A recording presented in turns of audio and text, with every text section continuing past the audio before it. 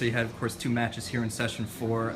Take us through your first round match, or your your first year's session 4 match. Take us through that. It was a big match. Obviously, I knew I had to wrestle 7 minutes.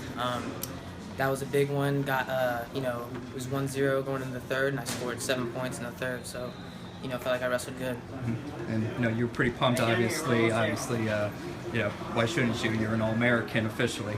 So take us through what it's like to be an All-American for the first time at the collegiate level. It's awesome, man. I've been dreaming about this since I was 5, 6, 7 years old. I wanted to be an All-American, wanted to be a national champ. So it's unreal, and it feels awesome to achieve that and to come out here and put my life's work on display and it pay off for me. So that part's really, really exciting for sure. And then just recently, you faced off against Nick Piccinini of Oklahoma State, familiar opponent to you. You defeated him earlier this year, came down to a sudden victory.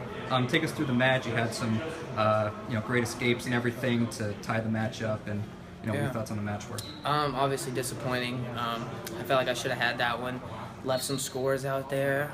You got to wrestle hard, and you got to, be aware, and you can't ever let up. I felt like I let up on a couple holds, and that allowed him to get a victory.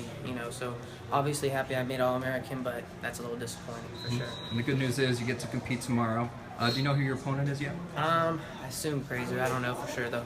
Mm-hmm. And what are your thoughts in that next match, regardless of where you Got to go out with a win. Have to go out with a win. That's pretty much all there is to it.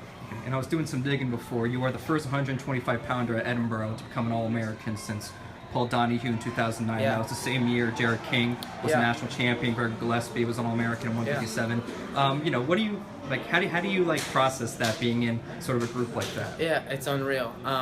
I've known about Edinboro since I got to Edinboro, and before that obviously, and since I got there, I got to meet Donahue and Gillespie and King and all them, and to be mentioned in that group now is awesome. It is unreal and very exciting. Mm-hmm. And of course, goes without saying, you're obviously the last remaining Edinboro competitor here.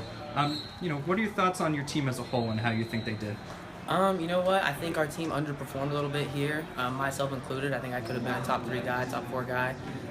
It's one weekend out of the year. I think we have an awesome team, and I think we're starting to turn some heads. And I think next year we're going to place a lot more. And of course, 7 of the 8 coming back next year, including you. So, what are your thoughts? If we fast forward a year from now. Hopefully a team trophy. Hopefully a top 3 finish, top 2, even a title. I think is definitely possible for us. We got a young team, and our guys work really hard. So I have a lot of faith in our team. All right, Sean. Thanks a lot. See you tomorrow.